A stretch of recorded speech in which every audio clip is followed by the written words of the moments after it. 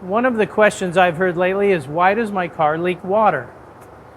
Welcome to Mercie J Auto Care, where compassion and craftsmanship come together. My name is Rick Smith, and I'm a Master Certified Technician. Now, first of all, I want to clarify, we're talking about water, just pure clean water like what comes out of the tap at your house. Not anything oily like engine coolant.